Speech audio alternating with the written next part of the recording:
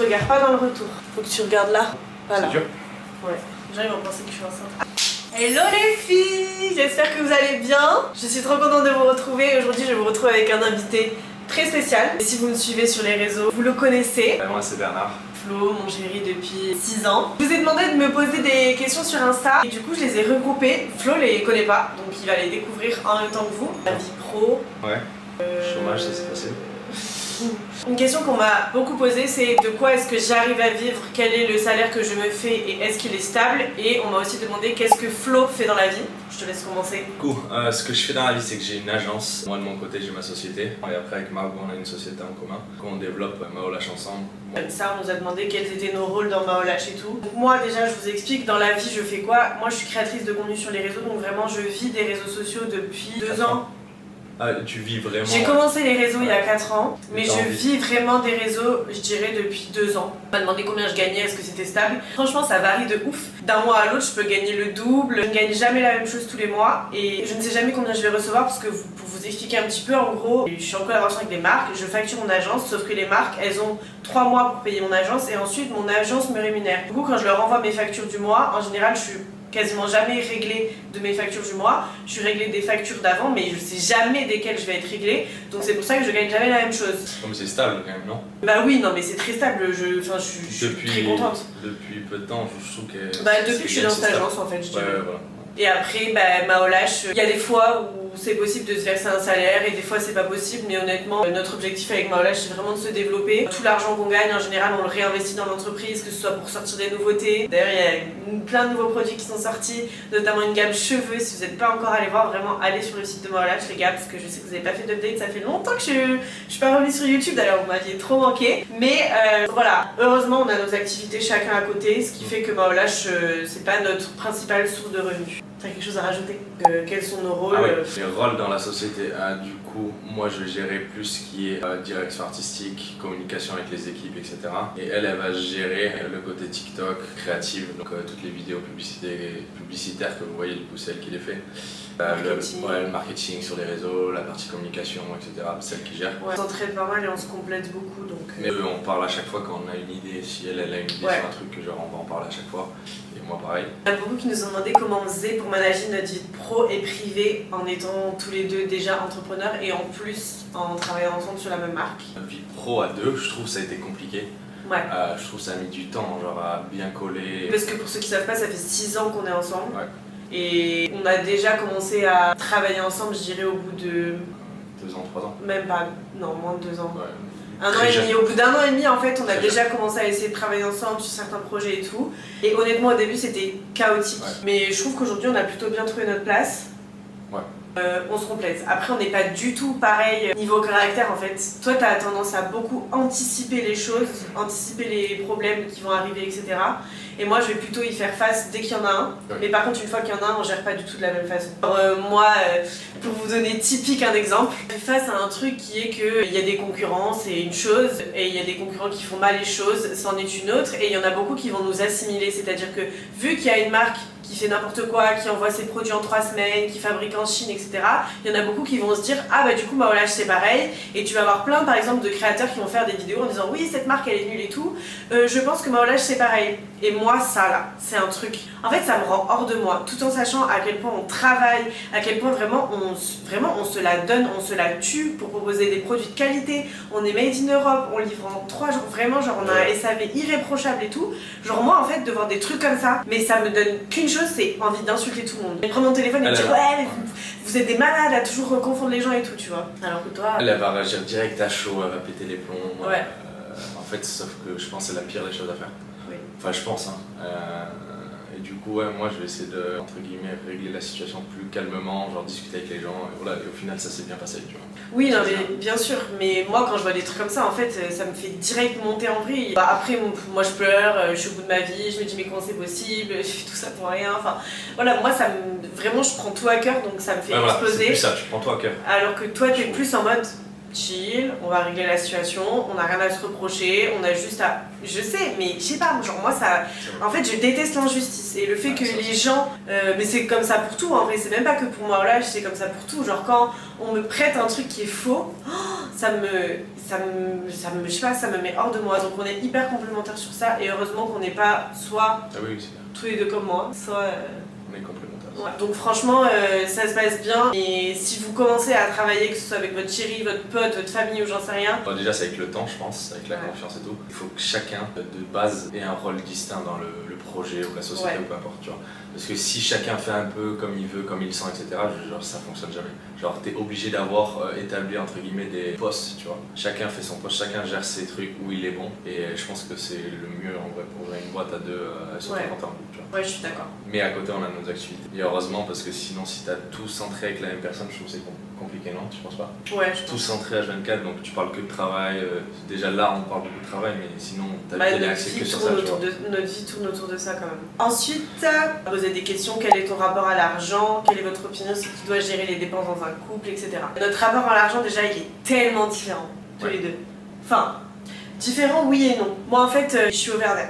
Ah, faut savoir, je suis une rat. C'est-à-dire que j'ai de l'argent ou que j'ai pas d'argent, je fonctionne pareil. Genre par exemple, quand je gagnais pas ma vie, quand j'étais étudiante, je suis passée de... Non, pas du tout, je rigole, je dis pas ça pour ça, mais genre quand je faisais des petits boulots, que je bossais chez Leclerc et tout, j'avais exactement le même comportement. Genre mon comportement n'a pas forcément changé. Genre par exemple, je vais rentrer dans un magasin, je sais pas, chez Zara, il y a un truc à 30 € qui va me plaire. Si je considère que c'est pas un bon achat ou quoi, je vais pas l'acheter. Par exemple, je sais qu'il y a déjà des gens qui m'ont fait des réflexions en mode non mais elle est influenceuse et elle veut pas dépenser 10 € pour ça, ou elle fait ça, elle veut pas dépenser. Mais en fait, il y a des trucs que je trouve pas nécessaire de dépenser. Genre si j'ai pas envie de payer 10 ou 15 € pour un truc, c'est pas parce que je peux me le permettre que j'ai envie de le dépenser, tu vois. Je reste rat. Par contre, moi, contrairement à toi, je craque. Genre, par exemple, quand j'ai eu ma lubie des sacs et tout, que vous avez un petit peu suivi d'ailleurs, mais franchement, j'en suis quand même bien sortie. Et j'ai un peu Dubaï qui me montait à la tête, le luxe et tout. Je pouvais aller dépenser 2 milliers d'euros, mais parce que dans ma tête, c'est un truc dans ma tête qui me disent non, mais c'est un investissement. Alors, ok, tu peux t'acheter ça, c'est une très grosse somme, tu vas dépenser des milliers d'euros, mais ok, c'est un investissement. Je fonctionne comme ça, genre.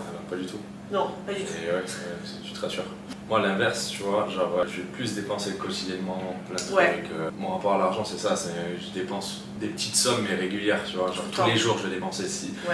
Si je vais à Zara, il y a un truc qui me plaît, je vais le prendre. Moi, je mange de la bonne qualité en termes de bouffe. Je me frustre pas sur ça, les restos, c'est pareil. Mais je vais jamais dépenser dans les gros trucs, généralement. Après, toi, ton plaisir, c'est même pas de faire plaisir à toi, c'est de faire plaisir à tes proches. Dans le fond. Si je pouvais, moi en vrai ma vie elle me convient en termes de confort, j'ai pas de luxe, je m'en branle de tout ça. Mais le confort j'aime bien, attention, j'aime bien. Oui, t'aimes le confort. Genre un bon appart, un bon lit, enfin c'est des trucs tout con mais des petits détails comme ça moi j'aime bien. Toi tu peux mettre par exemple 80 € dans un coussin, ça te dérange pas? Ouais, je peux mettre dans les trucs, je sais pas, dans un très bon lit, je peux mettre beaucoup d'argent dans un lit, dans un matelas de fou. Par exemple il y a une marque aux US que je kifferais acheter, c'est Eight Sleep là. Toi c'est ta santé en fait. Ouais, c'est le bien-être en général, tu vois, le bien-être en général, c'est récent, mais là je peux claquer beaucoup là-dedans. Quelle est notre opinion sur qui doit gérer les dépenses dans un couple, les restos, les courses et tout? Comment on gère ça? En vrai on n'a pas de compte commun, tout ça. Ouais, nous on n'a pas de compte commun. Genre, on fait au feeling, on s'arrange, on s'est toujours arrangé depuis le jour 1. Toi t'as toujours gagné plus d'argent que moi. Mais elle a commencé à gagner plus sa vie entre guillemets depuis 2 ans. Avant je payais pas tout mais presque tout parce qu'elle était très jeune etc, elle avait pas de moyens. Aujourd'hui elle a... On n'avait pas grand chose à payer, on n'avait pas grand chose à payer mais je veux dire les sorties, les petits restos, c'était qu'elle avait ses 30 € mais bref voilà, parce qu'elle avait pas de revenus et tout ça. Et là elle gagne quand même très bien sa vie, enfin elle gagne bien sa vie. Non, elle est tapis. Non je rigole. On fait 50-50 sur les dépenses genre loyer, eau, électricité, box et tout, tu vois. Mais on n'a pas de compte commun, je sais qu'il y a beaucoup. Mais on n'a pas de compte commun, ouais. On calcule pas, on calcule pas. Genre tu me dois ça ou je paye ça, c'est rare. On s'entraide, mais après globalement 50-50 sur les dépenses quotidiennes, mais tu payes plus, enfin tu payes quasiment toutes les petites dépenses du quotidien, genre les restos, les trucs comme ça et tout. Mais c'est plus récent, je dirais que ça n'a pas toujours été comme ça dans notre couple, genre il faut pas, vous comparez pas au couple des réseaux parce que je trouve que sur les réseaux, tout le monde dit tout le temps oui, l'homme doit tout payer, la femme ci, la femme ça et tout, tu vois, alors que ça dépend tellement des circonstances. Moi je pense que l'homme doit tout payer, mais si t'as les moyens, genre ton mec il a les moyens vraiment de tout payer, assuré pour 2 H24. Oui, mais c'est rare. Et quand les deux ils gagnent 1500 € par mois, je suis désolée, je vois pas pourquoi l'homme il devrait payer tout seul. Et ça c'est une question de mentalité, généralement c'est religieux, tu vois. Oui, généralement c'est religieux.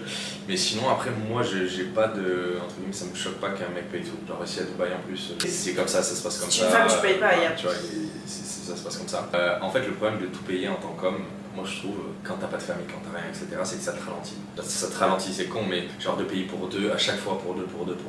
Ouais, tu peux le faire, il y a des gens qui peuvent le faire, mais le problème c'est que de faire ça H24, c'est que ça va te ralentir dans ta vie. Genre, je pense financièrement, ça va te ralentir. Au lieu d'investir dans ta boîte ou investir peu importe à côté, ça va te ralentir. Alors tu peux avoir une personne à côté de toi qui gagne quand même très bien sa vie et que ça, entre guillemets, la dérange pas de dépenser en live, enfin, et en fait ça t'aide énormément, mais je pense que de règle générale l'homme doit plus payer entre guillemets. Mais après moi j'ai des exemples de mes copines où genre par exemple elles sont venues vivre ici et leur mec paye tout et on a déjà eu d'ailleurs cette discussion avec mes copines, on en a déjà parlé et moi j'étais en mode mais moi je me sentirais pas chez moi, je me sentirais pas bien, j'aurais peur que en fait moi je trouve que l'argent ça peut grave avoir un pouvoir et que genre si il y en a un, l'homme ou la femme, mais genre quand même statistiquement c'est plus souvent l'homme qui paye tout, si ton homme il te paye tout, bah il a un pouvoir sur toi qui est énorme tu vois. Il y a un dicton qui dit donne à une personne le pouvoir de...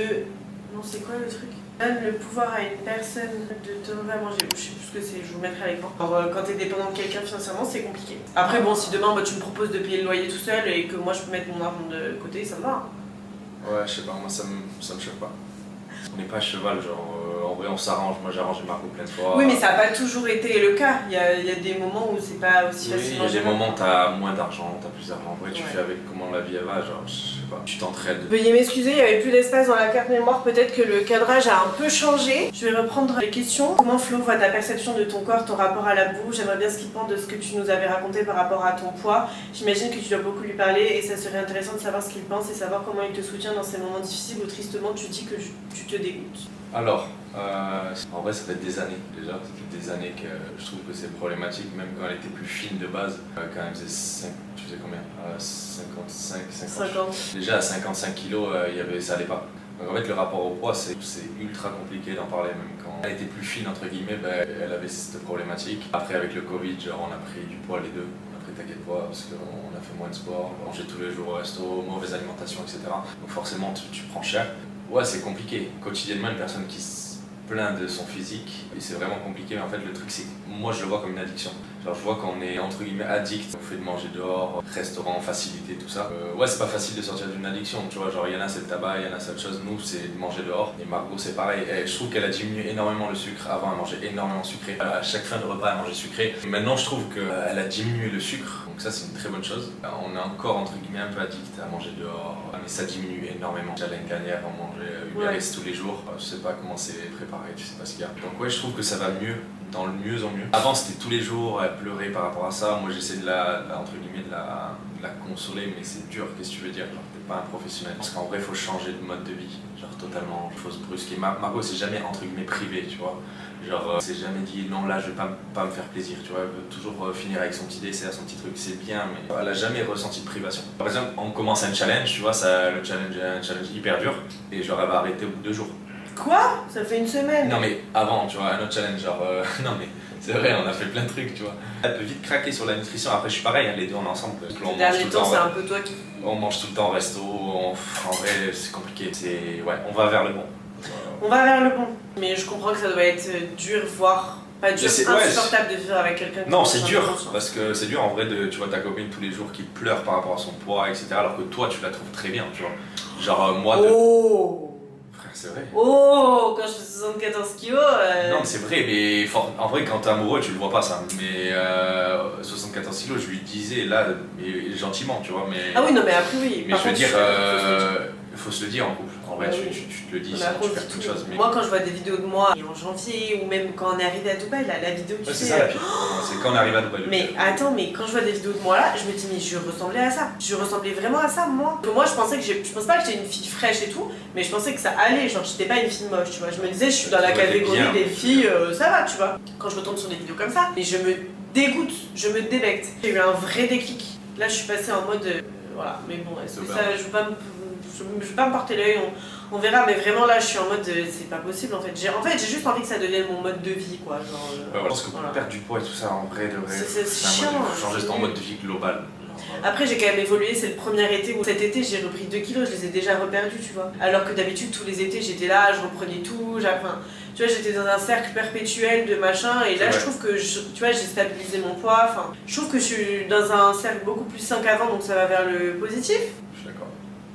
Voilà. Yes. Possible. Alors ensuite, je ne sais même pas combien de messages j'ai reçus vous demandant est-ce qu'on veut des enfants, c'est pourquoi les enfants, le mariage, qu'est-ce que vous pensez aussi de gifler vos enfants, les règles de base quand vous aurez des enfants, genre vraiment, the sujet, c'est les gamins.